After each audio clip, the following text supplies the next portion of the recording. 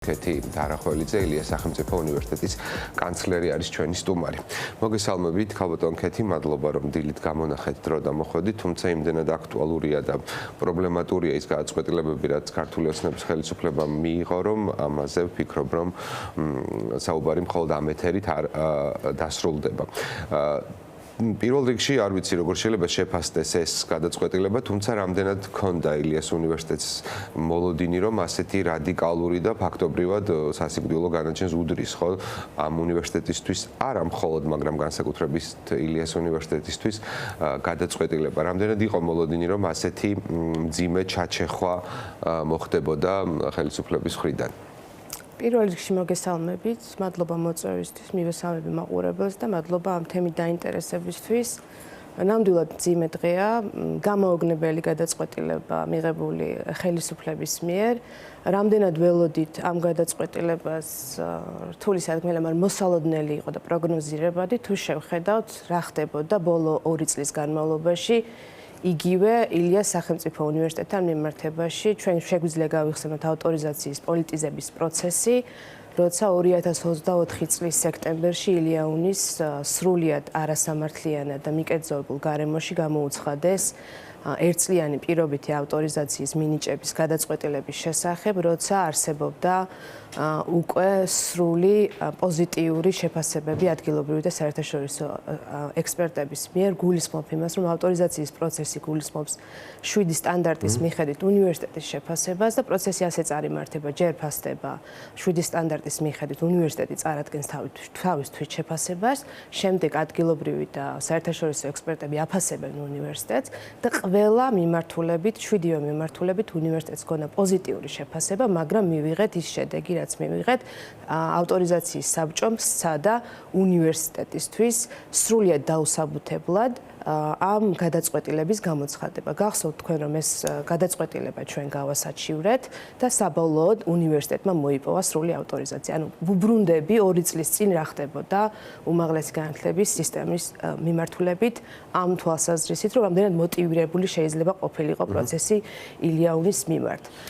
ჩვენ ამ დაანონსებული რეფორმის შესახებ არაფორმალურად ცხადია ამ 2 წლის განმავლობაში ვიცოდით.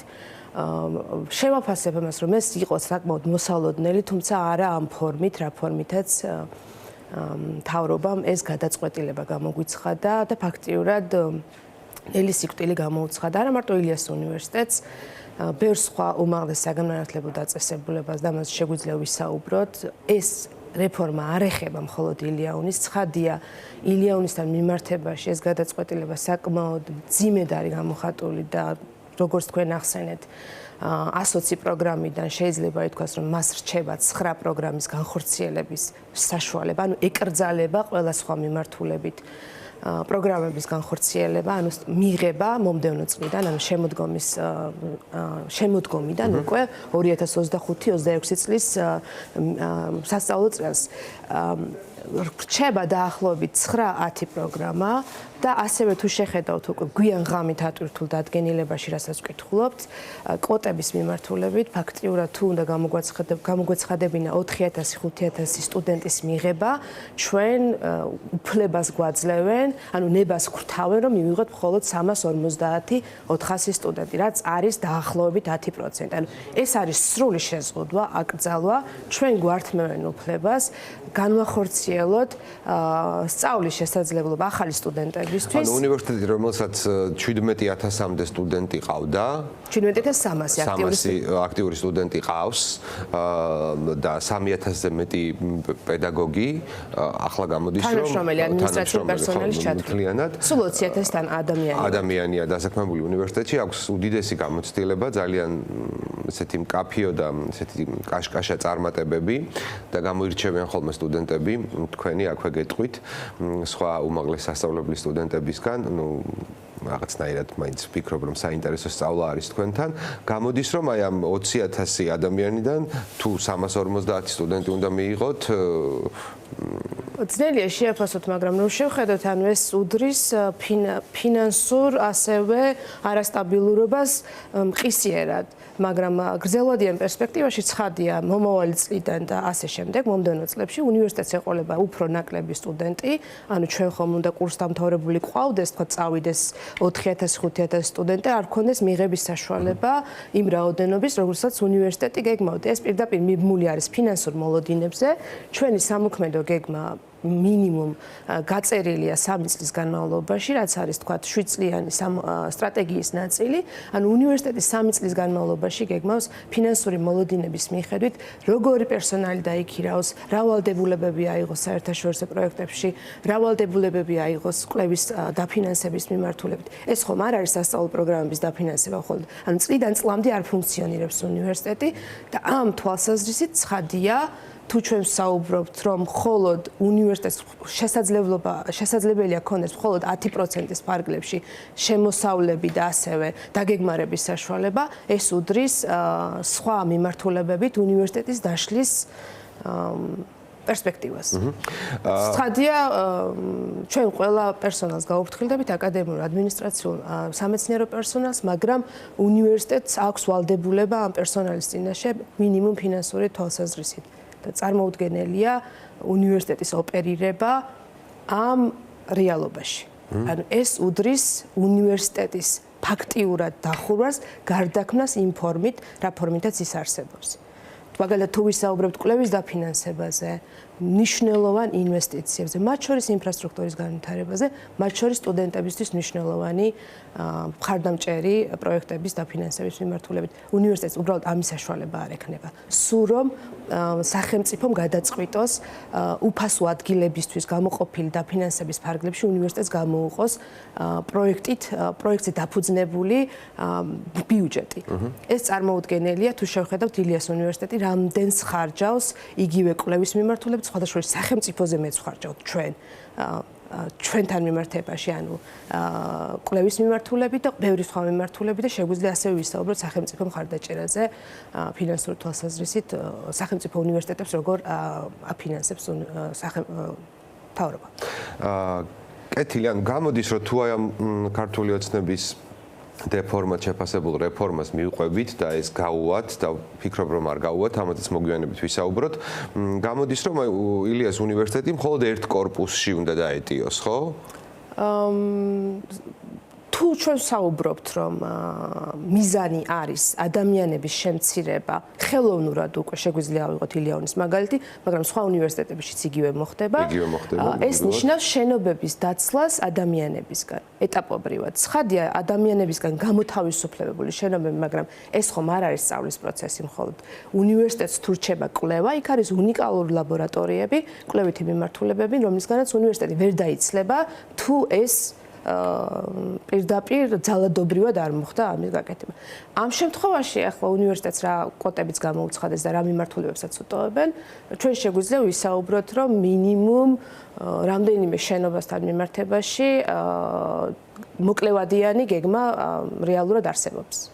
ხო, არა, გამოითქვა და საფუძვლიანად გამოითქვა ესეთი ვერსიები და ნუ ითქვა კიდეც ოცნებისგან, რომ აქვს მათთვის მნიშვნელობა შენობა ნაგებობებს უნივერსიტეტისა, რომელიც ცხადია, ამ რეფორმის მიზანიც ეს არის, რომ შენობა ნაგებობების გადაცვლა მოხდეს, მათ შორის ტერიტორიულად შეუთანხმებელია ეს ყველაფერი უნივერსიტეტებთან. შეიძლება რომელიმე უნივერსიტეტი, არ ვიცი, ფორმალურად მე არ მომისმენია ეთანხმებოდეს ამ მიდგომას, მაგრამ დაანონსებული რეფორმის თავარი საკვანძო ნაწილია უნივერსიტეტების გადაადგილება ხელოვნურად თბილისის ცენტრიდან, თბილისის შემოგარენში, რაც არის თქვათ რუსთავის ტერიტორია ამ შემთხვევაში. კეთილი, თქვენს უნივერსიტეტს აი ამ ახალი გადაწყვეტილებით რჩება პედაგოგიკისა და STEM-ის სპეციალობები. ან პედაგოგიკა რაღაცნაირად რაღაც გვაბრუნებს ძველ დროში, ჯერ ისევ პუშკინის უნივერსიტეტი რომ არსებობდა. პედაგოგიკა ცხადია ჩვენთვის ძვირფასი მეცნიერება, მაგრამ ასევე გვაბრუნებს კი 70-იან წლებში, თუმცა სახელმწიფოს მიერვე განსაზღვრულ კლასიფიკატორებში თუ შევხედავთ, იქ საერთოდ არ მოიძებნება პედაგოგიკის მიმართულება. ანუ იქ არის განათლების მეცნიერებები და განათლების მეცნიერებებში ჩაშლილი 6 მთავარი მიმართულება. ანუ განათლების მეცნიერებები ამ შემთხვევაში თავს უყრის პედაგოგიკასთან ან მასწავლებლის მოსამზადებელ პროგრამასთან დაკავშირებულ ერთ-ერთ მიმართულებას თანამედროვე სამყაროში და ჩვენ მიზანმიმართულად ხმარობთ ისევ პედაგოგიკას, რაც ცხადია, ტრადიციული ტერმინია და ასეც არის გამოცხადებული, რომ პროგრამების განსაზღვრა მოხდა ტრადიციული ისტორიული პროფილების მიხედვით და გვაბრუნებს 70-იანებში. რაც შეეხება STEM-ს, STEM-ის განმარტება არის მეცნიერება, ტექნოლოგია, ინჟინერია და მათემატიკა. ეს არის ახალი მიდგომა, ეს აერთიანებს ამ ინტერდისციპლინურ მიმართულებებს და იქნება ტექნოლოგიის და ინჟინერიის მიმართულებებით პროგრამები. და აქ ხმარობთ საკმაოდ თანამედროვე კლასიფიკატორი დადგენილ ტერმინს STEM-ს და აქეთ მიზანმიმართულად ხმარობთ პედაგოგიკას, რაც პრინციპში მიუთითებს იმას, რომ მათ დაასაბუთონ და გაამართლონ თავისი გადაწყვეტილება, რომ ილიას უნივერსიტეტი, როცა შეიქმნა ამ ორი ინსტიტუტის, თავარი ინსტიტუტის გაერთიანების შედეგად, იყო მხოლოდ პედაგოგიკის მიმართულება. ეს ასე არ არის. ეს ორი უნივერსიტეტი მაშინვე ილიაუნის შექმნის წელს 2006 წელს მაშინვე ფარავდა უკვე მულტიდისციპლინურ, მულტიპროფილურ მიმართულებებს. სხვათა შორის კვირას 15 თებერვალს 20 წლის ხვდებით. ჩვენ წესით უნდა გვეზეიმა ჩვენი წარმატებები და შედეგები, მაგრამ უბრუნდებით წინააღმდეგობას და ამ ბრძოლას სხვადასხვა მექანიზმებში იგივე გუშინ ნახეთ, რომ იყო საპროტესტო აქცია სტუდენტების მიერ. დღესაც არის დაგეგმილი, მე მირჩევნია ვსაუბრობდე უნივერსიტეტის წარმატებებზე, რაც ძალიან ხელშესახებია, მაგრამ გვიწევს ამ 20 წლის თავზე ჩვენ სხვა რეჟიმში ჩვენი ძვირფასი იუბილის აღნიშვნა. სამწუხაროა, მაგრამ ნუ რას ვიზამთ და რას ითხოვს უნივერსიტეტი, ამაზეც გავშალოთ, რა არის მოთხოვნა, რა გეგმები გაქვთ და ვიცი რომ ასევე დაუყოვნებლივ არის მოთხოვნილი შეხვედრა განათლების მინისტრთანაც. თქვენ შესავალში უკვე ახსენეთ, რომ უნივერსიტეტმა გუშინ ამ გადაწყვეტილების გამოცხადებისთანავე შეკრიბა საუნივერსიტეტო საზოგადოება, ეს არის კოლეგიური საბჭოები, მმართველი საბჭოები და მათ შორის საუნივერსიტეტო საზოგადოება, ეს იყო დახურული, მაგრამ ღია შეხვედრა შიგნით საუნივერსიტეტო საზოგადოებისთვის და იქ შევიმუშავეთ განცხადების ტექსტი, მთავარი ნაწილი იცით, მაგრამ ჩვენ ვითხოვთ ამ გადაწყვეტილების დაუყოვნებლივ შეჩერებას, გაუქმებას და შეხვედრას გადაწყვეტილების მიღებ პირებთან, რომ გადაწყვეტილების მიღები პირები დაუყოვნებლივ უნდა შეხვდნენ საუნივერსიტეტო საზოგადოებას და ველოდებით გამოხმაურებას. ხო, ჯერჯერობით გამოხმაურება არ არის. ხო, აქვე უნდა აღინიშნოს ასევე, რომ ჩვენ ეს გადაწყვეტილება გავიგეთ ეკრანიდან, ხო? ხო, როგორც ყველა. და ასევე კვოტების შესახებ დადგენილება ატვირთული იქნა გვიან ღამით, ანუ მე გუშინ გვიან დავიძინე და სადღაც 12-ის შემდეგ ნახეთ ჩვენ ამ კვოტებთან დაკავშირებული დოკუმენტის ატვირთვა. ეს პროცესიც არის აი გათიშული, ანუ ჩვენთან კომუნიკაცია იგივე რეფორმის შემუშავების ეტაპზე, ან რეფორმის განხორციელების ეტაპზე. კი გქონდა ერთი ძალიან კარგი შეხვედრა სამინისტროში, სადაც ჩვენ ვისაუბრეთ 20 წლიან უნივერსიტეტის 20 წლიან ისტორიაზე, შედეგებზე, წარმატებებზე, საკმაოდ აღრთოვანებულები ისმენდნენ ჩვენ წარმატებებს და წარმოუდგენელია ამ პრეზენტაციის შემდეგ, როცა უკავშირი მყისიერი იყო, რომ თქვენი შეშფოთების 70% უსაფუძვლოა, ამ გადაწყვეტილებას ვიღებთ. ანუ არათანმიმდევრულია და გათიშულია პროცესი. ანუ ჩვენ სამინისტროსთან ამ თემასთან დაკავშირებით ოფიციალური კომუნიკაცია არ ქონია. ან სამუშაო შეხვედრები.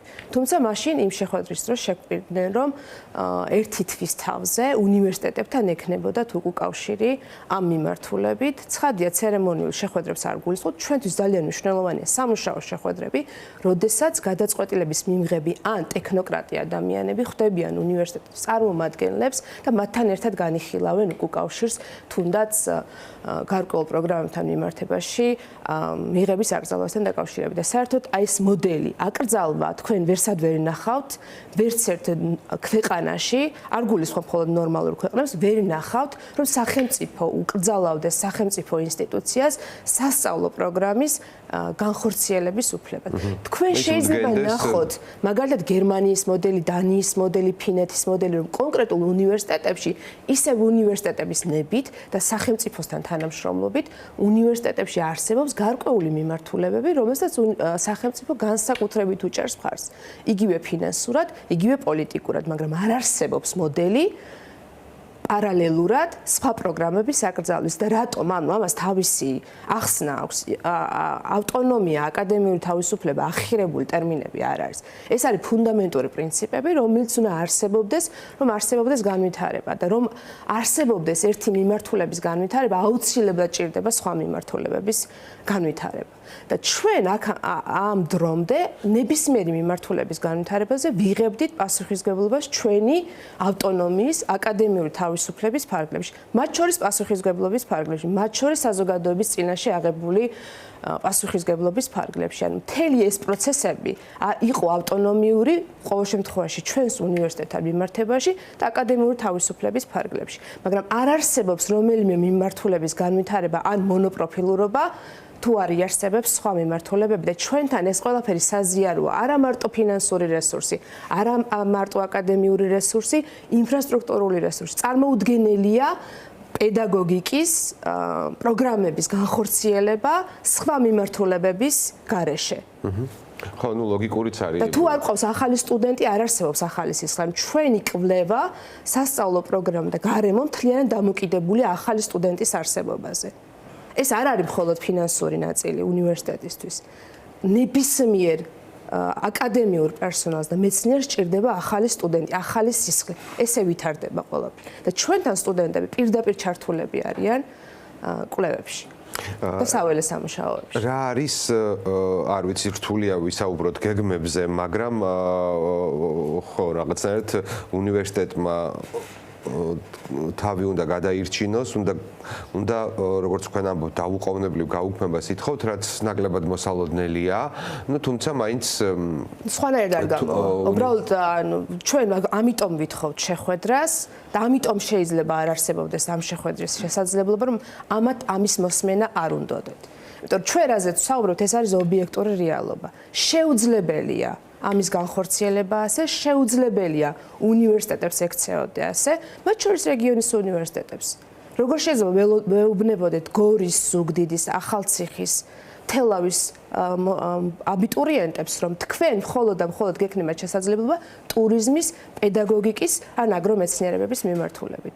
გორს მშვენიერი ისტორიის პროგრამა. ანუ არ შეიძლება რომ იქ ადგილზე უკვე სტუდენტს არ უსაზღვრავდეთ გეოგრაფიულად მომავალ პროფესიებს. რაც შეეხება რას ვაპირებთ, ჩვენ ვაპირებთ მთლიანად ყველა მექანიზმის გამოყენებას, მათ შორის სამართლებრივი, მათ შორის სხვა მექანიზმების და საერთაშორისო მხარდაჭერის, რომ ეს გადაწყვეტილება გაუქმდეს დაუყოვნებლივ. და მათ შორის ალბათ ერთგვარი საპროტესტო ტალღა დავინახეთ გუშინ უნივერსიტეტთან და რაღაცნაირად თითქოს ეს პროტესტის ხმა ხელისუფლებას გადაწყვეტილებებს აცვლევინებს ხოლმე, თუნდაც უნივერსიტეტების გაერთიანების საკითხზე ასევე შეუთანხმებელი გადაწყვეტილება, რომ უცებ ბრიფინგით მოვისმინეთ და ეგეთ ფრაზას ამბობენ ხოლმე, მივიღეთ გადაწყვეტილება, სად მიიღო, ვინ მიიღო, ვინ იმსჯელ, ამას ვერ ვიგებთ, მაგრამ ფაქტია, რომ რაღაცნაირად თითქოს აი ამ საპროტესტო ხმამ ტექნიკური უნივერსიტეტიდან და თბილისის სახელმწიფო უნივერსიტეტიდან ეს გადაწყვეტილებაც შეცვალეს ყოველ შემთხვევაში. ხო, საპროტესტო მუხტს თავისი ძალა აქვს.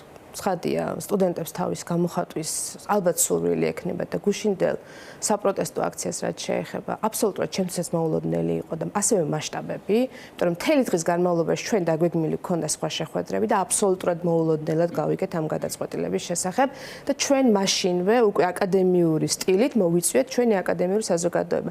რა ხდებოდა ქუჩაში ჩვენთვის ეს ცნობილი არ იყო. და სტუდენტებისგან მივიღეთ პირდაპირ გზავნილი, რომ იგეგმებოდა ასეთი საპროტესტო აქცია და როგორც ვიცი, დღესაც იგეგმება განათლების სამინისტროსთან და ალბათ იქნება უნივერსიტეტთანაც. ეს არის მათივე ორგანიზებული საპროტესტო მუხტი. რაში გადაიზრდება, არ ვიცი, მაგრამ უნივერსიტეტს ექნება აკადემიური გამოხატვის ფარგლებში მსგავსი პროტესტის ორგანიზების სურვილი. კეთილია. დაველოდოთ რა რეაგირება ექნება გადაწყვეტილების მიმღებ პირებს ჩვენ მოთხოვნასთან დაკავშირებით, იმიტომ რომ ჩვენი არჩევანია აკადემიური საუბარი. ამ ხნის განმავლობაში უნივერსიტეტი ყოველთვის ირჩევდა აკადემიურ საუბარს. და ხშირად გვაკრიტიკებდნენ კიდევაც ამასთან დაკავშირებით იგივე შიდა საზოგადოების გარკვეული წევრები და გარე საზოგადოების დაკვეთა იყო, რომ ილიას უნივერსიტეტს უნდა ქონოდა მყისიერი ცოტა ისეთი კრიტიკული ქმედებები ამ ყველაფერთან მიმართებაში, მაგრამ ჩვენი სტილი არის აკადემიური და გვინდა რომ დავრჩეთ ამ ფორმატში, მაგრამ როდესაც გადაწყვეტილება არის არაკონსტიტუციური, უკანონო და სხვათა შორის კანონიც ამყარებს კონსტიტუციას ამ შემთხვევაში, მესამე მუხლი კანონის პირდაპირ მიუთითებს, რომ რეფორმის დაგეგმის პროცესი, ასევე განხორციელების და ამ ყველაფერ, ანუ უმაღლეს განათლების სისტემაში მიღებული გადაწყვეტილებები და განვითარების პერსპექტივები შეთანხმებული უნდა იყოს სტუდენტებთან და აკადემიკოსთან. ლოგიკურიც არის, რომ შეთანხმებული უნდა იყოს და შეუძლებელია რომ ხო ჩანს რომ არ არის შეთანხმებული. იგივე მაგალითი რო ავიღოთ თბილისის სახელმწიფო უნივერსიტეტის და საქართველოს ტექნიკური უნივერსიტეტის გაერთიანების ნაწილში ხომ გამოჩნდა რომ ჯერ იყო გადაწყვეტილება და შემდეგ იყო გამოჩნდა რომ ეს არ იყო შეთანხმებული უნივერსიტეტებთან. და ძალიან ბევრ უნივერსიტეტთან არ არის შეთანხმებული ეს გადაწყვეტილებები. შესაძლებელია რომ მათ უბრალოდ არ აქვთ ის ადამიანური რესურსი ან მორალური რესურსი, იმიტომ რომ კონტროლს აქვს ძალიან დიდი მნიშვნელობა. უნივერსიტეტებთან მიმართებაში ყველა უნივერსიტეტს არ ქონდა ისეთი ავტონომიის ხარისხი და აკადემიური თავისუფლების ხარისხი. ეს არ იყო ცხადია მათი არჩევანი. სამართლებრივ ჩარჩოებს თუ შევხედავთ, უნივერსიტეტებს აქამდე ქონდა ასე ვთქვათ, ნორმალური ჩარჩო ინსტიტუციური ავტონომიისა და აკადემიური თავისუფლების მიხედვით. რაც იცვლება. კეთილი, წარმატებებს გისურვებთ, ძალიან მოსამართლო და უთანასწორო არის ეს გამოცხადებული ერთგვარი ბრძოლა, მაგრამ ვფიქრობ, რომ გამარჯვება ნამდვილად არის იმ მხარეს, რომელ მხარესაც ახლა თქვენ წარმოადგენთ.